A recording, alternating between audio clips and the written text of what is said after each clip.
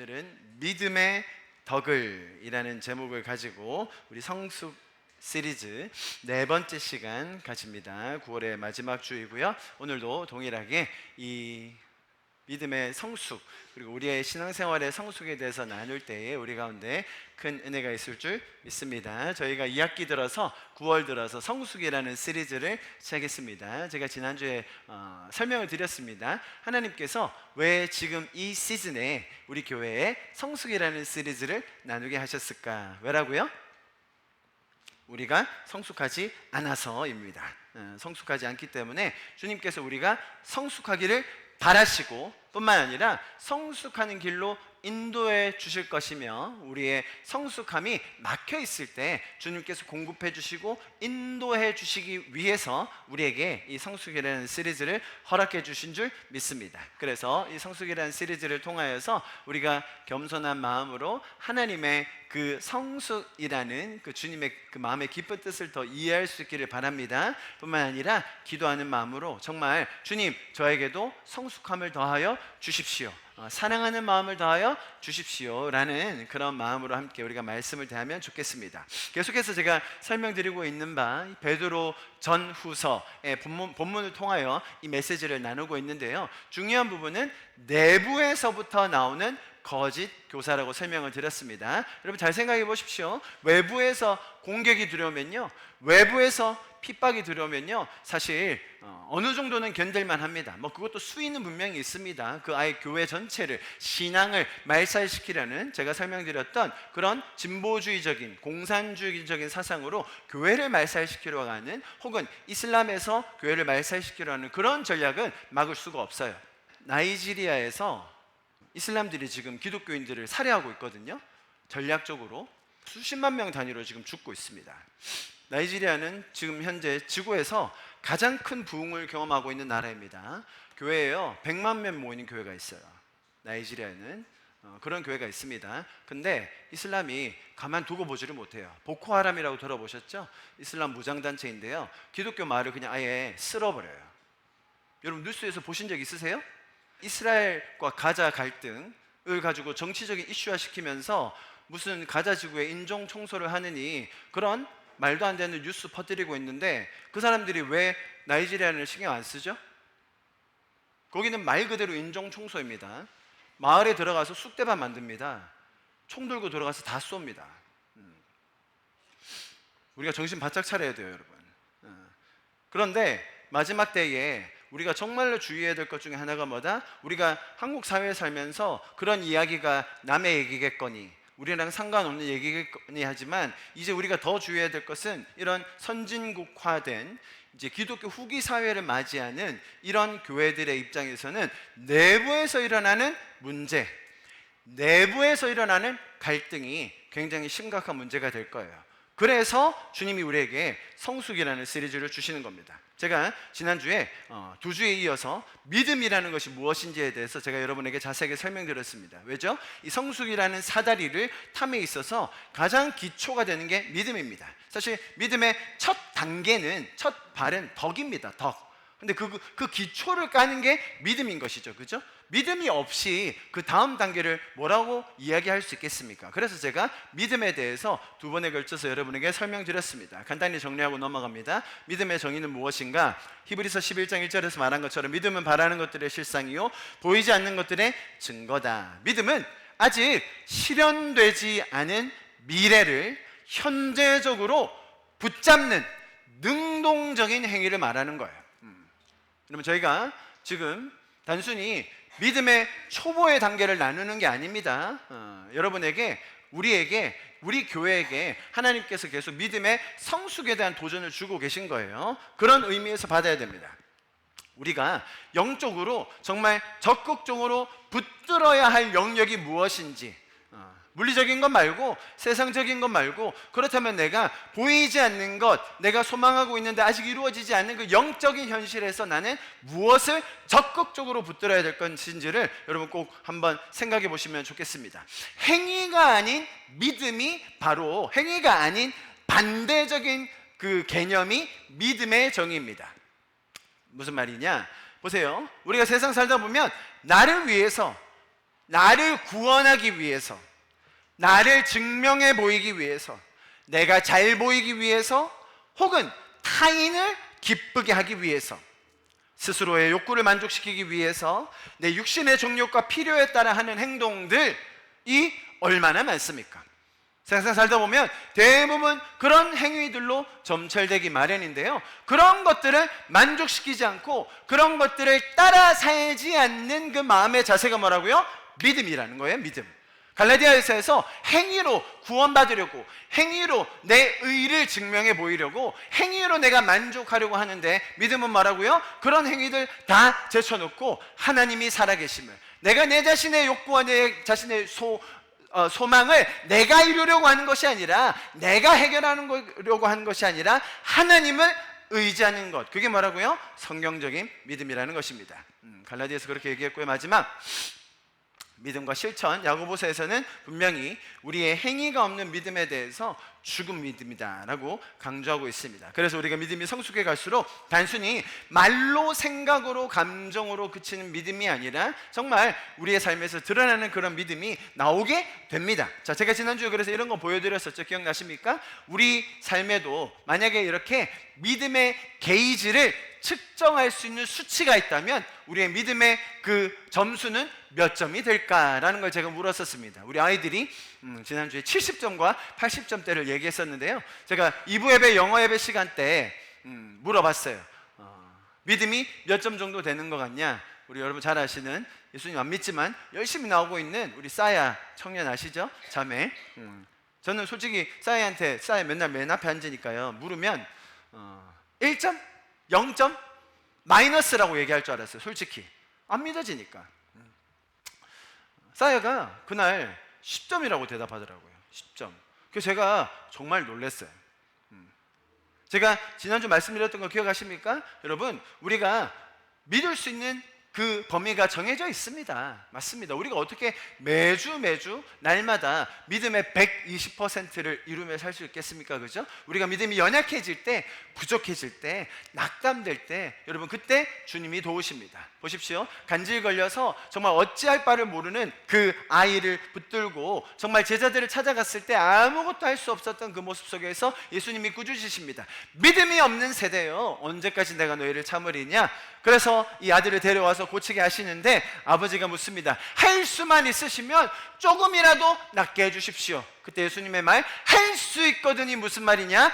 믿는 자에게는 능치 못함이 없느니라. 그때 아버지의 반응이 이렇게 성경에 적혀 있는데 너무 중요한 거예요. 여러분 보세요. 이 아버지의 반응을 우리도 보고 이렇게 기도할 수 있어야 됩니다. 뭐라고요? 네, 주님 내가 믿습니다.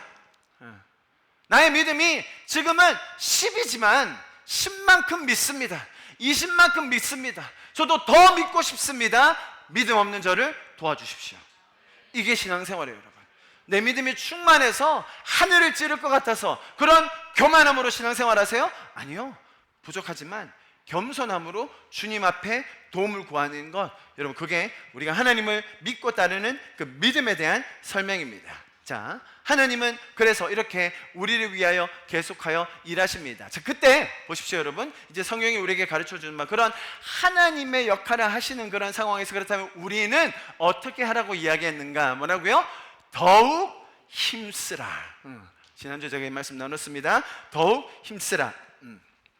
이 더욱 힘쓰라는 것의 의미, 힘써는요, 게으름과 대비되는 개념입니다. 아주 신속하고 진지하게 행동하고 따르라는 것이죠. 그리고 더욱이라는 말의 뜻은 부분적인 것이 아니라 전체를 의미한다고 설명드렸습니다.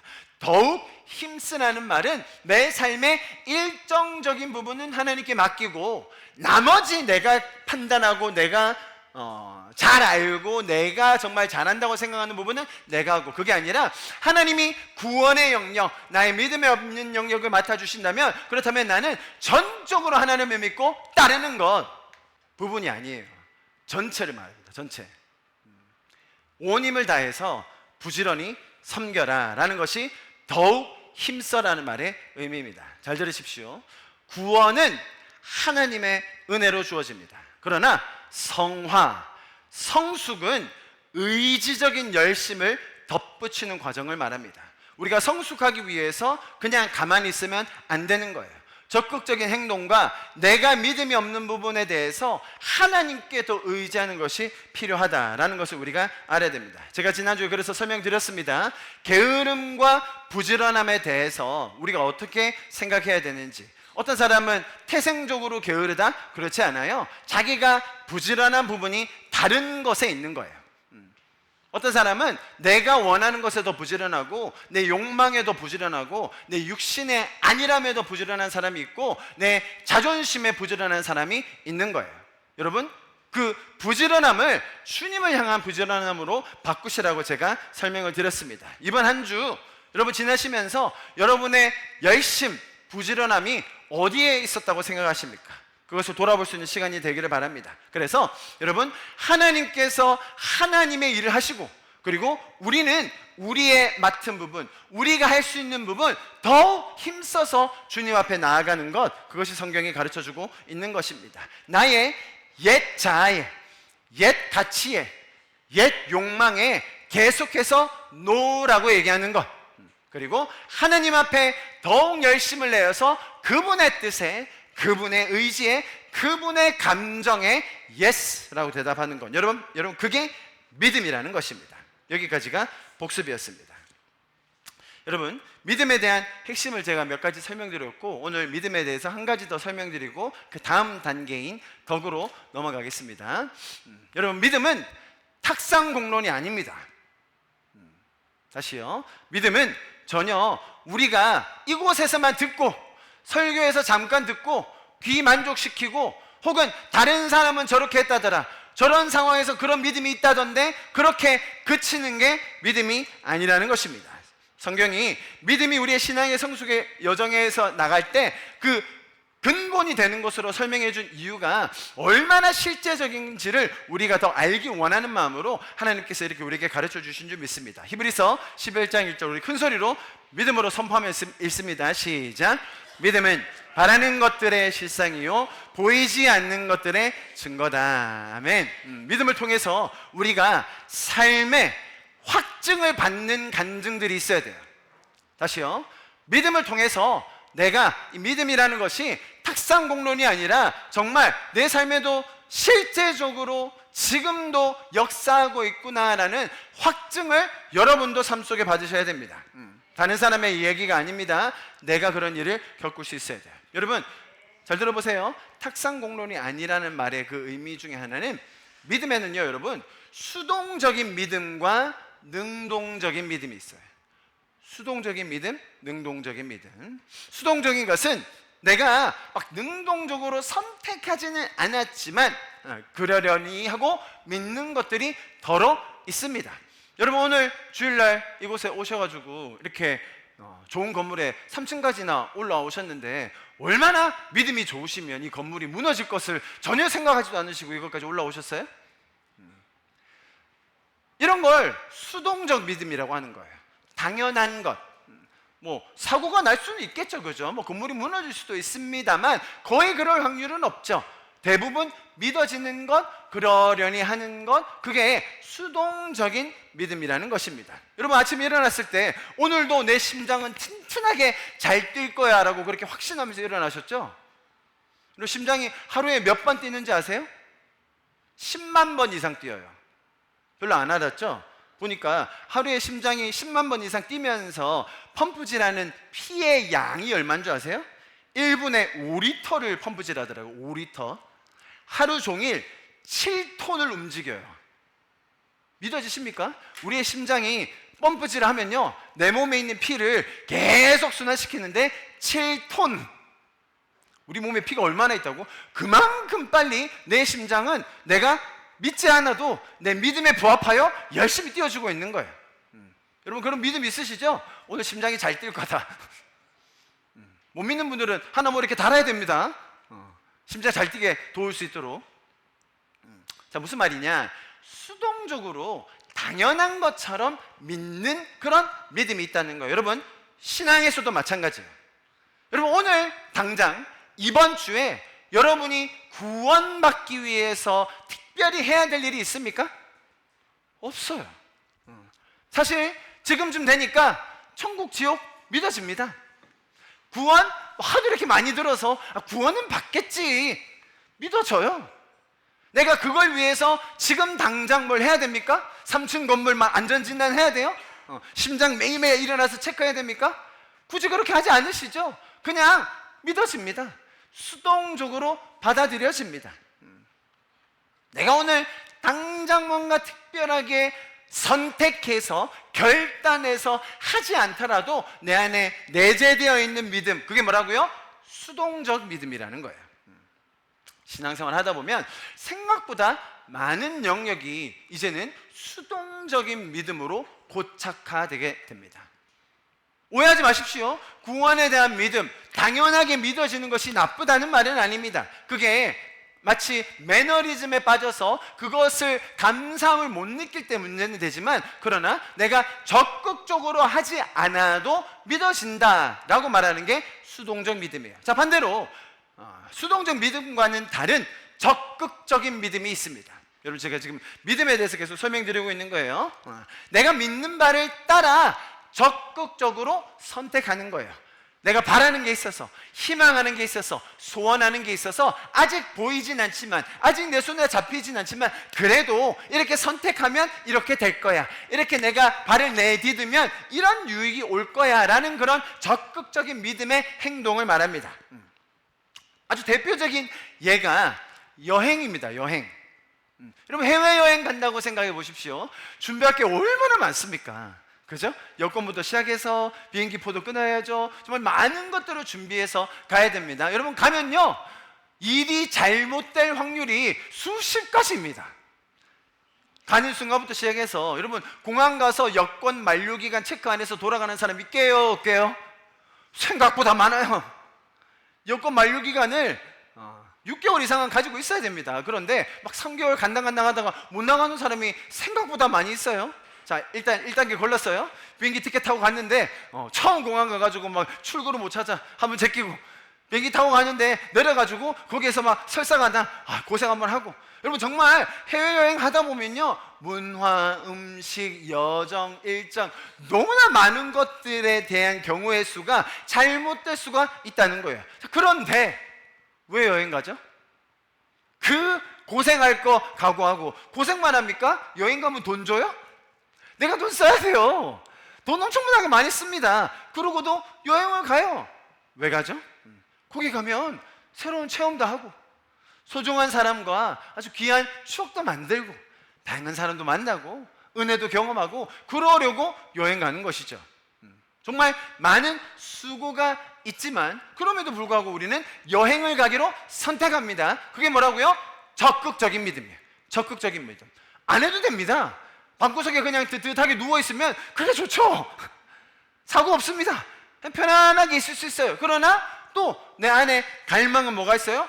좀 새로운 경험을 보고 싶다. 그때 그 음식 참 맛있었는데 또 한번 가서 먹어보고 싶다. 현지의 사람들 만나보고 싶다. 그런 갈망이 있을 때, 아직 보이진 않지만, 아직 현실은 아니지만 믿음으로 내가 한 걸음 내딛는 것, 적극적인 믿음이라고 할 수 있습니다.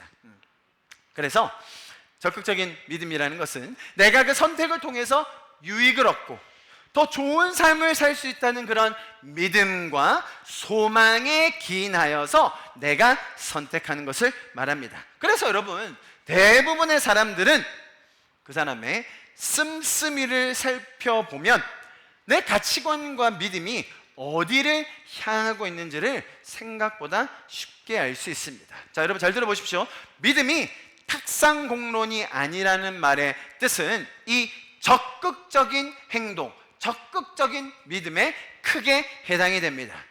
다시 말씀드립니다만, 수동적인 믿음이 나쁘거나 잘못된 건 아닙니다. 당연히 수동적으로, 은혜로, 그죠? 구원에 대한 확신, 믿음이 생깁니다. 할렐루야. 주님이 나를 인도하실 거라는 그 믿음이 생깁니다. 할렐루야. 자, 그런데 거기서 머물러 있는 유아적인, 태어난 건 어떻게 태어난다고요? 아기가 막 비집고 나온다고요? 엄마가 힘줘서 은혜로 태어난단 말이죠. 수동적으로 우리에게 믿음이 생긴단 말입니다. 그런데 이 험한 인생을 살아가면서 수동적인 믿음만이 있을 것이 아니라, 주님이 우리에게 이제는 성숙한 믿음, 적극적인 믿음을 우리에게 가르쳐주고 계시다는 걸 우리가 꼭 알아야 됩니다. 믿음을 발휘하고 점검하고 확증할 수 있는 그 신비한 영역들을 경험할 수 있는 게 성도들의 특권이에요. 질문 드립니다. 여러분, 하나님을 테스트해 볼 수 있는 유일한 존재, 저와 여러분인 것 아십니까? 우리는 하나님을 테스트해 볼 수 있어요. 성경에 그런 인물들이 꽤 많이 나와요. 하나님을 테스트해 본 인간들. 누가 있죠? 제일 먼저 떠오르는 기드온. 진짜 유치해요, 그죠? 미디안과 전투를 앞두고요, 나를 구원해 주실까? 나를 살려 주실까? 그 양털 뭐라고? 이번에 적게, 다음에는 마르게. 야, 진짜 이게 성경에 기록되기 참 유치하다 싶을 정도로 그런 유치한 하나님을 향한 시험을 하나님 어떻게 해주셨다? 다 들어주셨다. 뿐만 아닙니다. 모세가 하나님께서 이스라엘을 애굽에서 인도하라는 그런 명령, 사명을 주셨을 때 나는 못합니다. 내가 어떻게 합니까? 말도 못하고 능력도 없고요, 아무것도 못하는데 어떻게 하죠? 지팡이 던져봐, 다시 잡아봐, 손 꺼내봐. 다 되지? 돼, 안 돼? 되는데 그래서 좀 닥치고 가. 모세가요, 하나님을 시험하는 장면이 얼마나 길게 나오는지 읽다 보면요, 야, 하나님 참 인내심 좋으시다. 이미 알고 있지만 아브라함에게 하나님께서 땅을 주겠다는 약속, 가나안, 젖과 꿀이 흐르는 땅을 주겠다고 약속하셨을 때 내가 그것을 어떻게 알겠습니까? 라는 그런 의심 안에 있었을 때 하나님께서 그 쪼갠 짐승 사이로 불로 지나가시면서 내가 이 언약을 끝까지 지키겠다고 확증해 보이셨어요. 마지막 도마, 의심 어떻게 했다고요? 의심 몇 번 했다고요? 도마가? 우리는 다 의심 많은 도마라고 생각하는데 의심 한 번 했걸랑요, 도마 형님이. 의심했습니다. 옆구리에 손 넣어보기 전까지는 안 믿어. 그래, 너 봐라. 야, 주님이 그런 것까지 허락해 주세요. 할 수 있도록 해주세요. 제가 지금 무슨 말씀 드리느냐, 여러분, 하나님 시험해 보신 적이 있으십니까? 믿음으로? 아니, 성경에 지금 이렇게 적혀 있잖아요. 시험할 수 있다고. 하나님이 시험 받아주신다고. 여러분, 우리가 믿는 하나님이 얼마나 아량이 넓으시고 얼마나 관대하신지 사실 상상을 초월합니다. 어디 감히 신에게 딜을 쳐? 어디 감히 창조주에게 그런 조건을 걸어? 그렇게 해도 되는데 하나님은 그런 우리의 어줍잖은 털 좀 적게 해주세요, 마르게 해주세요, 그런 시험도 받아주신다면, 자, 잘 들어보세요. 저와 여러분은 하나님을 시험해 본 적 있나요? 아니, 그러면 지금까지 시험하면 안 된다고만 생각하셨습니까? 자, 안 된다고 생각하는 이유는 대부분 그런 거죠. 내가 주님께 걸려고 하는 시험이 너무너무 어처구니 없거나 주님이 살아계심을 확인하기 위해서 자, 선풍기를 켜놨어. 주님, 3초 후에 선풍기가 꺼지면 내가 주님 믿겠습니다. 1, 2, 뭐 이런 되지도 않은 그런 시험이 내 머릿속에 너무 많이 떠오르기 때문에 내가 딱히 하나님을 시험해 본다는 생각을 해본 적이 없습니다. 자, 제가 지금 여기 적어놓은 걸 보십시오. 언제 하나님이 시험을 받아주셨죠? 언제? 미디안과의 전투를 앞두고 내 생명이 걸려있는 거예요, 여러분. 비록 양털이라는 하찮고 우스워 보이는 테스트였지만 지금 목숨이 오가는 상황이에요. 우리가 언제 성경에서 인물들이 하나님을 시험했는가? 포인트를 보십시오. 생명이 오가는 상황, 그죠? 두 번째 뭡니까? 하나님께서 모세에게 이스라엘을 애굽에서 인도하라는 정말 절체절명의 사명을 주시는 그 순간, 내 인생의 사명 앞에서, 내 인생의 부르심 앞에서 마찬가지입니다. 아브라함에게도 땅, 약속의 땅을 주시겠다는 그 하나님의 약속 앞에서, 마지막으로 부활하신 예수님, 진짜 예수님이 부활하셨다면 이제는 생명 걸고 따라야 되는 상황인 거예요. 그런 상황에서 정말 믿음의 확신, 증거가 필요할 때, 자, 여러분, 그런 상황 속에서 하나님을 시험해 보십시오. 하나님을 시험하셔도 됩니다. 성경에 나오는 이런 다양한 예들이 있지만 우리에게 안 와닿을 수 있어요. 제가 예를 들어 볼게요. 하나님을 시험하시되, 여러분 잘 들으십시오. 제대로 여러분 삶에도 뭔가 걸고 하세요. 내 인생에 정말 소중한 부분, 내 인생에 정말로 소중한 그 시간들, 내 인생에 정말 중요한 가치가 있는 것들, 내 인생의 부르심, 나의 영혼을 향한 그 갈망, 주님께서 나에게 주신 그 사명 앞에서 하나님 시험해 보십시오. 아까 제가 적극적인 믿음의 예로 여행을 말씀드렸습니다. 설명드렸듯이 정말로 여행을 가면 일이 잘못될 경우의 수가 너무너무나 많습니다. 불안합니다. 어려울 수도 있습니다. 아니요, 여러분, 위험할 경우가 얼마나 많은데요. 해외에 가서 우리가 보호받을 수 있는 그런 상황이 그렇게 많지 않죠. 그죠? 위험한 나라일수록, 또 환경이 안 좋은 나라일수록 그런 상황이 많이 있습니다. 그럼에도 불구하고 우리가 그것을 선택하는 이유는 뭐라고요? 분명히 거기에서 유익이 올 거라는 믿음이 있기 때문에 우리가 그렇게 선택할 수 있는 겁니다. 마찬가지입니다. 하나님을 믿는 믿음에 있어서 내가 부족함을 느낄 때, 하나님을 믿고 따르는 그 성숙에 있어서 내가 정말 한 단계 더 점프해야 되겠다고 느낄 때에 어떻게 해야 되겠는가? 주님을 믿음으로 내 인생을 걸고 나아가 보는 거예요. 목사님, 저는 해외여행 안 좋아합니다. 목사님, 저는 여행을 안 갑니다. 뭐 그런 분들도 계실 것 같아서 다른 예를 들어볼까요? 투자는 어떨까요? 투자, 부동산, 주식. 주식 별로 관심 없으세요? 눈이 확 띄어지는 분들도 있을 거고, 여러분의 아주 가까운 믿을 만한, 신뢰할 만한 친구가 와서 예를 들어 그 친구도 나름 일가견이 있는 분야의 주식을 소개해 줍니다. 야, 이거 다음 달에 2배 오른대. 2배. 2배. 2배가 별로 안 커 보일 수도 있잖아요. 근데 1억을 넘으면 얼마가 돼요? 2억이 되는 거예요. 100원, 200원은 의미가 없는데 10억을 넘으면 어떻게 돼요? 10억을 넘으면 20억이 되는 거예요. 다음 달에. 올해도 안 걸려. 자, 이런 단타성 조심해야 되죠. 그죠? 단타성 조심해야 됩니다. 근데 그래도 진짜 전문가가 와가지고 막 그냥 막 생명을 다해 얘기하면서 막 2배 오른다. 그럼 우리는 어떻게 해야 될까요, 여러분? 영혼을 끌어모아가지고 다 때려박아야 될 거 아닙니까? 할렐루야. 자, 근데 그거 하기 전에 꼭 점검해야 될 게 있어요, 여러분.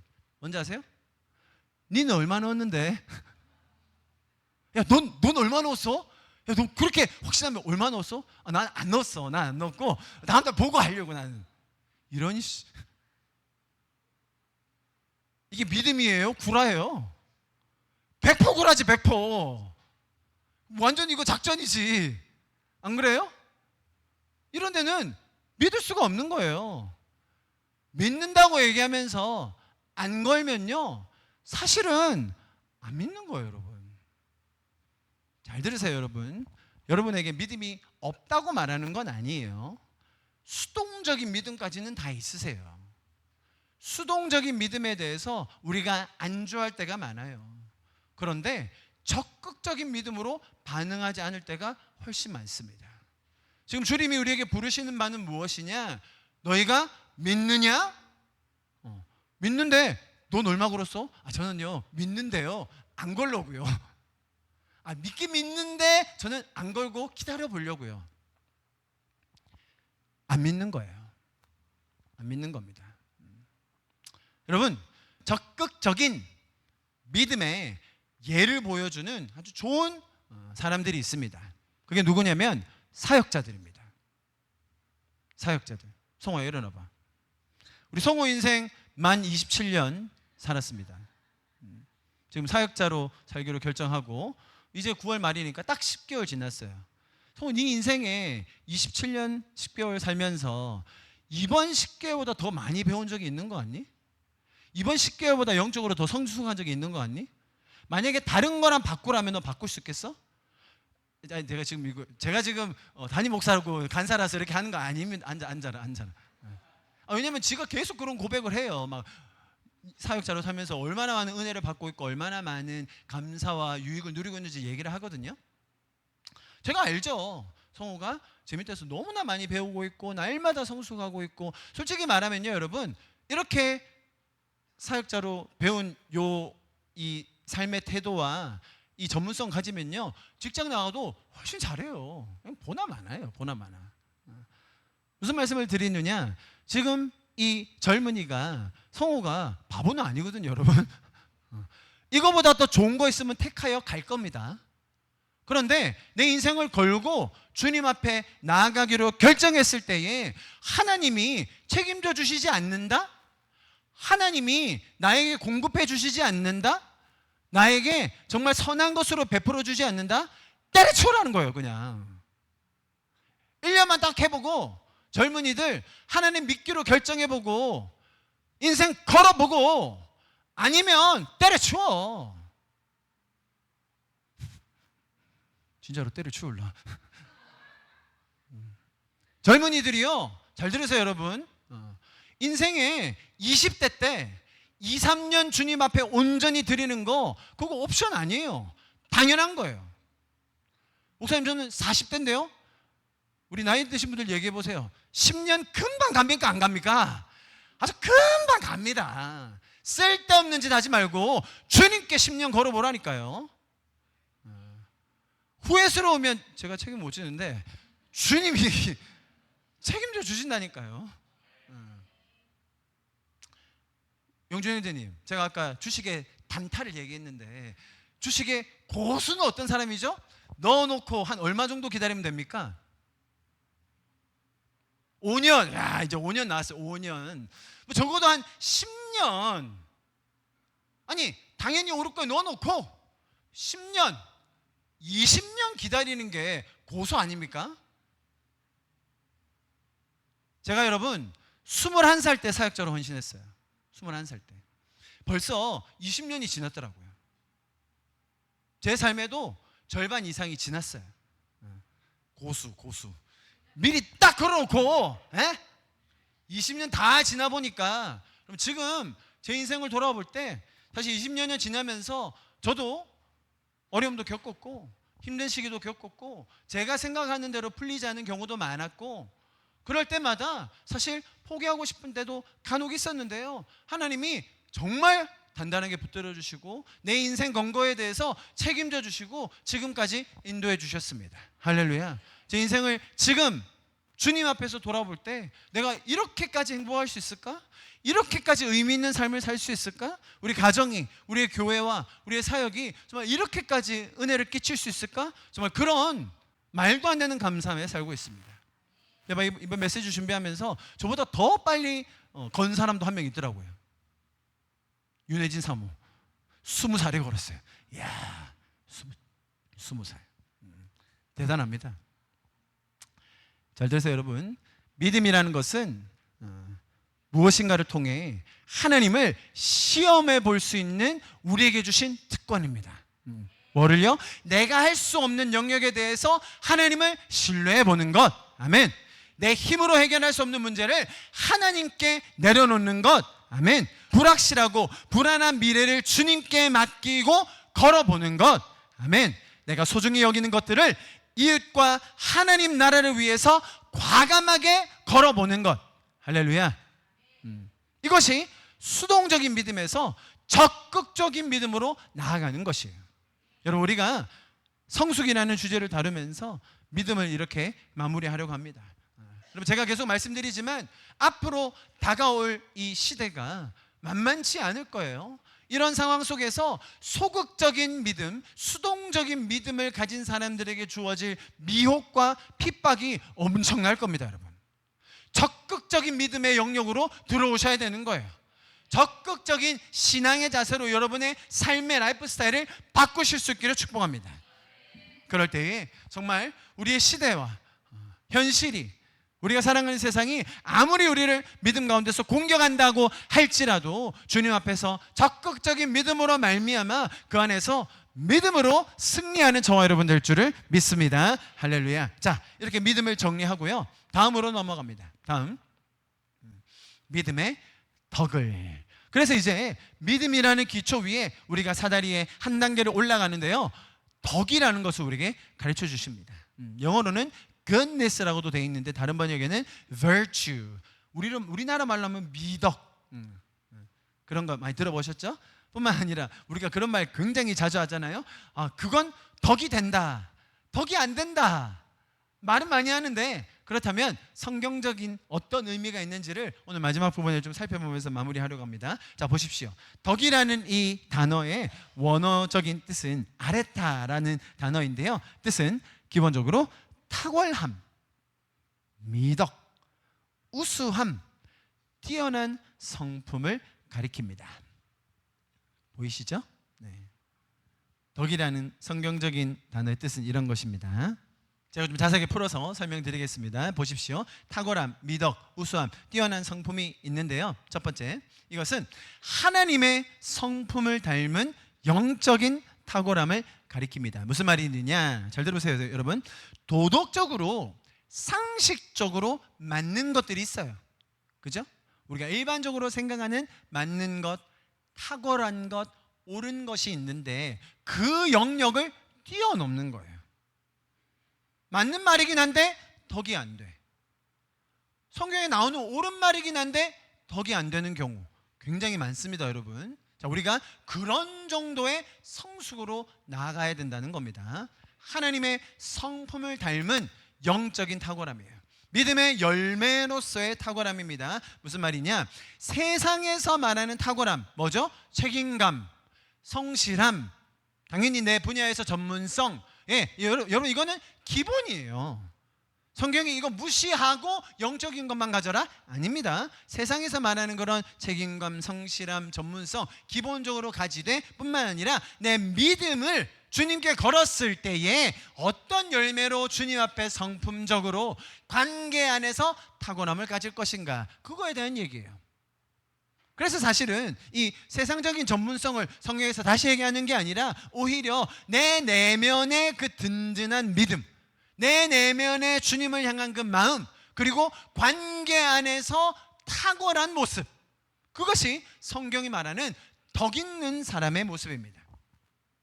그래서 지적인 동의, 그죠? 믿음의 그 영역을 한 단계 넘어서서 이제는 삶의 열매로 드러나는 그런 덕을 우리에게 가르쳐주고 있는 것입니다. 자, 무슨 말이냐? 보세요. 덕은 굉장히 관계 안에서 나타나는 거예요. 나 혼자만 신앙생활하면, 나 혼자만 하나님 믿으면요, 덕이 있건 없건 상관없어요, 사실은. 그렇지 않습니까? 덕이 된다, 덕이 안 된다라고 말할 때는 분명히 그 그룹, 대상이 있기 때문에 그런 말 하는 거거든요. 그래서 이 덕을 얘기할 때는 공동체 안에서 그게 발견된다는 거예요.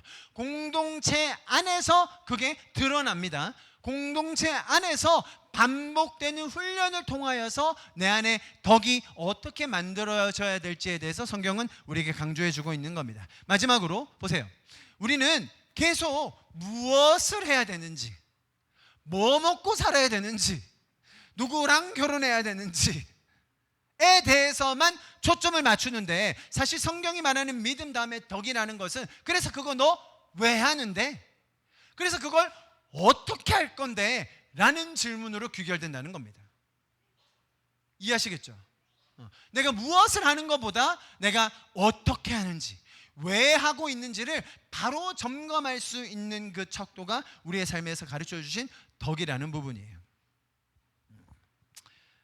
수동적인 믿음, 맞습니다. 수동적인 믿음을 통하여서 우리가 구원을 받습니다. 내가 구원을 얻어낸 게 아니잖아요. 그건 적극적인 믿음이 아니었잖아요. 그리고 나서 적극적으로 믿음을 택해가면서 우리의 믿음이 성숙해지고 또 우리의 신앙이 날로 더 열정적으로 바뀝니다. 자, 그런 중에 자, 그 다음 단계가 뭐라고요? 덕인데요, 여러분 잘 들으세요. 덕에서 실패하는 사람이 대부분이에요. 덕 있는 신앙생활을 넘어가는 사람이 많이 없어요. 제가 이렇게 설명을 이론적으로는 드렸지만 잘 안 와닿으실 것 같아서 몇 가지 예를 들어봅니다. 제가 지난 2주 전에 찰리 커크라는 청년이 미국에서 암살당한 사건에 대해서 자세히 설명드렸습니다. 찰리 커크라는 보수 진영을 대표하는 굉장히 젊고 유능한 31살 스피커였는데, 그날도 유타에 있는 대학에서 강연을 하는 중에 좌파 아주 작정한 청년이 쏜 총에 한 발 맞고 바로 그 자리에서 암살당하여 즉사했습니다. 지난주에 장례식이 있었는데요.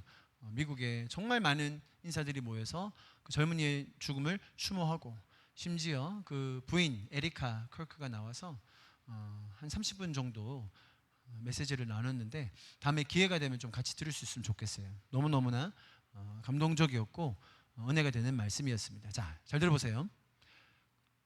그 사건이 있었어요. 요즘은요 인플루언서라고 하잖아요. 미디어나 혹은 인플루언서들이 어떤 사건이 일어났을 때 논평을 내야 됩니다. 의견을 내야 돼요. 무슨 말인지 아시겠죠? 모든 분야를 다 내는 건 아니겠지만 자기가 연결된 분야에서는 다 의견을 내요. 그리고 사람들이 그걸 자꾸 종용해요. 넌 어떻게 생각하냐? 넌 어느 편이냐? 어떻게 해야 되냐? 사실 우파와 좌파의 반응은 극명하게 나뉘었습니다. 제가 그거 설명드렸어요. 그런데 믿는 공동체 안에서 이런 반응을 하는 청년들이 있었어요. 제가 팔로우하는 몇 명의 청년들이었는데요. 굉장히 영향력 있고 너무너무나 신앙 좋고 정말 탁월한 청년들이에요. 그런데 이런 얘기를 하는 거예요. 그 사망 사건이 일어나고 다음 날인가 그 청년이 이렇게 영상을 찍어서 올렸는데 성경의 가르침은 원수를 용서하는 것입니다. 우리는 지금 그 살인범을 용서하기로 기도해야 됩니다. 그러면서 자기가 용서하는 기도를 찍어서 올리더라고요. 제가 그걸 보는데 맞는 얘기예요. 원수까지 사랑하라. 주님이 용서하라고 하셨어요. 틀린 말 아닙니다. 근데 너무 덕이 안 돼요. 네가 왜 용서를 해? 가족이 용서를 해야지. 네가 뭔데 지금 당장 그렇게 그 구절을 왜 대? 에?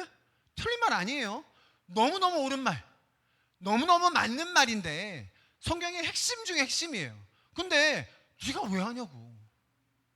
정말 믿음이 좋아요. 이 친구가 너무너무 신앙이 탁월해요. 정말 그 신앙의 논쟁으로 막 디베이트하면 다 이길 그런 친구예요. 그런데 턱이 없는 거예요. 이해하시겠어요? 지금 제가 설명드리는 게 이런 거예요. 세상의 도덕적 기준, 심지어 그 모두가 맞다고 생각하는 기준도 한 번 더 생각할 수 있어야 된다는 거예요. 그게 덕이라는 거예요. 똑같은 사건에서 또 한 명이 질문 받았어요. 걔는 더 커요. 처음에 말한 애는 한 60만 명, 지금 말한 애는 100만 명이 넘는 팔로워 가지고 있어요. 정말 대단한 친구예요. 제가 아주 존경하는 젊은 친구들이에요. 걔도 말하기 싫은데 자꾸 사람들이 질문하니까 뭐라고 얘기하냐면, 야, 찰리는 천국에 갔어. 하느님 품에 있어. 난 찰리가 부러워. 너희 그렇게 자꾸 찰리의 죽음에 대해서 너무 슬퍼하는 건 믿음 없는 거야. 맞는 말이에요. 맞는 말이에요. 그렇잖아요?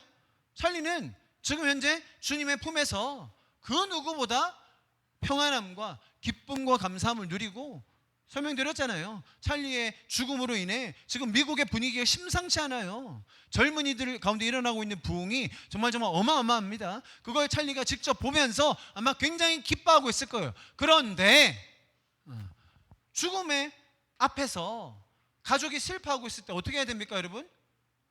어떻게 해야 돼요? 당연히 즐거워하는 자들과 같이 즐거워하고 우는 자들과 같이 울어야죠. 이게 덕이 있는 거예요. 아까 그 청년의 말이 틀린 게 아닙니다. 맞는 말이에요.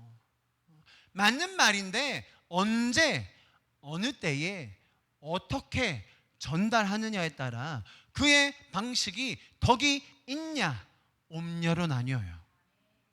여러분, 실화입니다. 들어보세요. 미국에 큰 비행기 사건이 있었어요. 비행기가 추락해서 전원 다 사망했어요. 자, 그런데 그 비행기를 꼭 타야 됐던 한 명, 목사님 가정인가 그랬을 거예요. 아무튼 신앙이 아주 좋은 분인데 가다가 교통사고가 난 거예요. 공항에 가다가. 그래서 비행기를 놓친 거예요. 비행기를 놓쳤는데 얼마나 막 내 안에 분노와 화가 났겠어요. 그죠? 비행기 놓쳤다고. 하나님 왜 이러시냐고 그랬다는 거예요. 나중에 뉴스를 보니 어떻게 됐다고요? 그 비행기가 추락한 거예요. 실화입니다. 그래가지고 이 사람이 방송 뉴스에 인터뷰에 나왔어요. 기독교 방송에. 나를 살려주신 주님, 그때 막 불평이 있는데 주님이 날 살려주셔서 너무 감사하다. 막 울면서 간증하면서 가족 살려주신 거에 대해서 간증을 하더라고요. 제가 그걸 보는데 너무 덕이 안 돼요. 아니, 살려주신 거 맞죠? 누가 그거 모릅니까? 기적이죠. 주님이 살려주셨죠. 비행기에 다 죽은 그 수백 명은 믿음 없어서 죽을만 해서 죽었습니까? 오히려 잘 들어보세요, 여러분.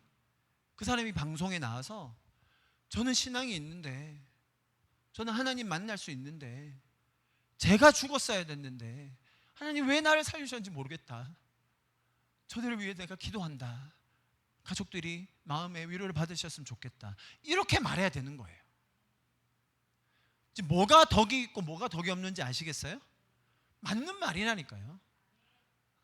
잘 들으세요, 여러분. 믿음이 점점 치고 올라오면 딱 요 단계에 걸려요. 내 믿음과 열심이 점점 올라오잖아요. 그러면 요 단계에 걸려요. 무슨 말이냐? 맞는 말 해요. 옳은 말 합니다. 덕이 안 돼요. 굉장히 중요합니다.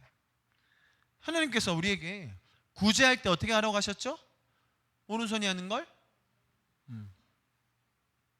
그럼 저희가 올해 초에 1,000만 원 헌금했어요. 부산 외대 500만 원, 침례신학대학교에 500만 원 했어요. 제가 사실 뭐 이 업계 전문가로서 잘 압니다.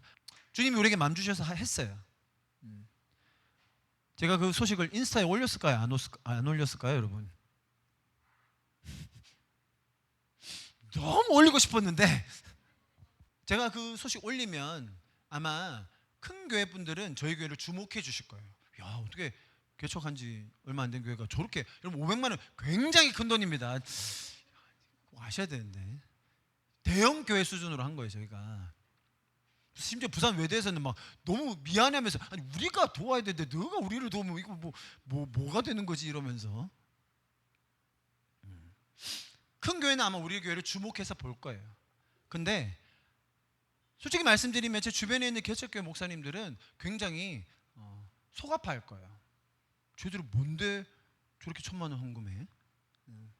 시기 질투 납니다, 여러분. 그냥 저도 자랑하고 싶은 마음이 왜 없었겠습니까? 뭐 1,000만 원 어디 애 이름이에요? 우리 돈 없어요, 여러분. 괜히 1,000만 원 해가지고. 그게 덕 있는 선택이었어요, 제가 볼 때는. 제 마음에 막 와 빨리 어떻게 글을 잘 써가지고 확 올리지. 침례신문에는 났습니다. 제가 침례신문에는 내달라고 했어요. 그 이유는 조준 목사님 때문에 내달라고 했어요. 조준 목사님은 교단에서 사역을 많이 하셨기 때문에 조준 목사님의 얼굴이 나가는 게 필요하다고 생각했어요. 아니나 다를까 침례신문에 나니까 저한테 전화 온 사람 한 명도 없거든요. 저는 뭐 신학교에서 이렇게 야매로 뒤로 이렇게 해가지고, 조준 목사님은 워낙 교단에 오래 계셔가지고 전화를 수십 통 받으셨어요. 야, 너 무슨 교회에서 사역하냐? 이렇게. 어떤 차이가 있는지 아시겠죠? 여러분, 사람을 도울 때, 믿음의 권면을 할 때, 내가 교회를 세워나갈 때 덕이 있느냐 없느냐가 생각보다 어려워요. 솔직히 말씀드리면 제가 지금 서두에 말씀드린 적극적인 믿음, 제가 아주 강하게 여러분에게 말씀드렸습니다. 여러분 그렇게 사실 수 있기를 축복합니다. 솔직히 말하면요, 그거는 하면 돼요. 걸어보면 돼요. 인생 1년 하면 딱 걸어보면 됩니다. 내가 소중했던 건 정말 주님 앞에 딱 걸어보면 돼요. 근데요, 덕은 그렇게 안 돼요. 덕은 시간이 오래 걸립니다. 공동체 안에 있어야 돼요. 꼭 보면 공동체 안에서 이런 여러 가지 갈등과 관계를 겪어보지 않은 믿음 좋은 사람들이 밖에서 훈수질한다니까요. 마치 세상 자기 모든 일을 다 자기가 아는 것처럼 덕이 없어요. 공동체가 안 세워져요. 마찬가지입니다. 교회 안에서도 그래요. 제가 마지막 시대에 어떤 것이 가장 중요하다고 했죠? 내부에서 나오는 거짓 교사, 내부에서 일어나는 분열이에요. 다 이런 경우가 많은 거예요. 덕이 안 될 때. 신앙생활은요, 혼자 할 수 없는 것입니다. 세상에서 나 혼자 마음 편하게 주님 믿으면서 갈등 없이 살겠다? 네, 그런 유혹을 받는 젊은 세대들이 점점 많아집니다. 좋은 설교만 듣고 요즘은 인터넷으로 그냥 예배하고 이제 곧 VR로 예배하는 시대 옵니다. 여러분, VR 끼고 대형 교회 마치 내가 한가운데 있는 것처럼 그 희열도 느끼면서 나 신앙생활 한다고 하는 사람 많아질 거예요. 관계 속에서 갈등하면서 덕이 무엇인지 배우고 나도 덕 있는 삶을 살려고 노력하고 나도 받아들이는 입장에서도 덕이 될 수 있도록 하고. 여러분, 이게 주는 사람만의 이야기가 아니에요. 쌍방이에요. 덕이라는 게 참 미묘한 거예요. 제가 탁월함, 그 다음에 미덕, 우수함, 하나님의 성품이라고 다 설명했지만 여러분, 이게 말로 다 전달이 됩니까? 예화를 몇 개 드니까 좀 감이 오는 거잖아요. 정말 경우마다, 사건마다, 전달하려고 하는 내용마다 너무너무 다른 것이 덕에 대한 기준입니다. 똑같은 말을 할 때도 덕이 될 때가 있고 안 될 때가 있어요. 자, 보세요. 똑같은 나눔, 구제를 할 때도 누구에게는 덕이 됐는데 누구에게는 덕이 안 돼요. 똑같은 헌신에 대한 격려도 어떻게 하면 덕이 되는 반면 조금만 강압적으로 하면 덕이 안 돼요. 똑같은 권면, 농담, 교제도 신앙의 수준에 따라 덕이 될 때도 있고 안 될 때도 있어요. 참 어렵습니다. 그래서 가장 중요하고 핵심적인 포인트가 무엇이냐? 건강한 공동체 안에서의 생활이라는 거예요. 건강한 공동체 안에서 은혜와 도전과 믿음을 나눌 때 그것을 은혜로 있는 그대로 받아들일 수 있는 넉넉함, 그런 덕스러운 삶의 모습을 여러분 경험하실 수 있기를 축복합니다. 동일하게 은혜와 도전과 믿음을 나눌 때도 행여라도 그것이 잘못 받아들여질 수 있다는 생각으로 신중히 나누는 배려, 그런 덕을 여러분 더 성숙하게 가질 수 있기를 축복합니다. 믿음으로 세상을 다 이길 것처럼 이야기하는 사람들 중에서 가장 가까이 있는 사람을 용서 못하고 사랑 못하는 사람 너무나 많습니다. 그래서 성경이 이렇게 이야기합니다. 요한일서 4장 20절, 누구든지 하나님을 사랑하노라 하고 그 형제를 미워하며 이는 거짓말하는 자니 보는 바 그 형제를 사랑하지 아니하는 자가 보지 못하는 바 하나님을 사랑할 수 없느니라. 여러분, 이게 다 덕이랑 관련된 것이죠. 마찬가지입니다. 새 계명을 너에게 주노니 서로 사랑하라. 내가 너희를 사랑한 것 같이 너희도 서로 사랑하라. 너희가 서로 사랑하며 이로써 모든 사람이 너희가 내 제자인 줄 알리라. 여기서 말하는 너희가는 누굽니까? 제자들과 세상이에요? 우리와 세상 사람들이에요? 여기서 말하는 너희는 누구예요? 제자들이에요. 제자들끼리 사랑하라는 거예요. 내부에서 먼저 사랑하라는 거예요. 그리고 원수 사랑하러 나가라는 거예요. 굉장히 어려워요, 여러분. 어려워요. 어떨 때는 밖에 나랑 상관없는 원수 사랑한다고 말하는 게 더 쉬워요. 덕이 안 돼요. 내가 무슨 세상에서 제일 선교 많이 하는 사람처럼 굉장한 헌신했다고 얘기하는데 옆에 있는 일은 안 챙겨. 덕이 안 돼요. 굉장히 어렵습니다, 여러분. 그래서 핵심적인 포인트가 뭐라고요? 건강한 공동체 안에서의 믿음이에요. 이것이 우리의 삶에 얼마나 큰 기준과 도움과 양약이 되는지를 우리가 알아야 됩니다. 제가 오늘 믿음과 덕에 대해서 여러분에게 나눠드렸습니다. 하나님께서 우리에게 성숙으로 가는 길에 대해서 너무나 구체적으로 가르쳐주고 계신다고 믿습니다. 믿음으로 우리의 삶을 주님께 맡기고 주님과 동행하는 우리가 될 수 있다고 저는 확신합니다. 우리의 삶을 적극적으로 그 믿음 앞에 내어놓을 때 주님께서 우리 가운데 역사하실 것을 저는 믿습니다. 동시에 그 믿음의 삶이 이제는 단순한 열정으로만 가득해서 덕을 세우지 못하는 믿음이 아니라 성숙함으로 하나님의 성품을 더 닮아가는 제자가 될 것을 믿습니다. 공동체 안에서 믿음으로 더 덕을 끼치며 사람들을, 영혼들을 세우는 제가 되게 하여 주시옵소서라고 기도하면 좋겠습니다. 주님, 저의 믿음이 부족한 영역들이 있었다면 소극적으로 믿는 영역들이 있었다면 내가 적극적인 믿음으로 주님 앞에 나아가게 하여 주시옵소서. 나의 연약한 믿음을 조명하여 주시옵소서. 그래서 그렇게 같이 기도해야 됩니다. 뿐만 아니라 제가 덕스럽지 못하게 행동하였던 부분들이 있었다면 주님, 제가 이 시간 회개하오니 주님께서 나의 삶에 더 조명하여 주시고 가르쳐 주시옵소서.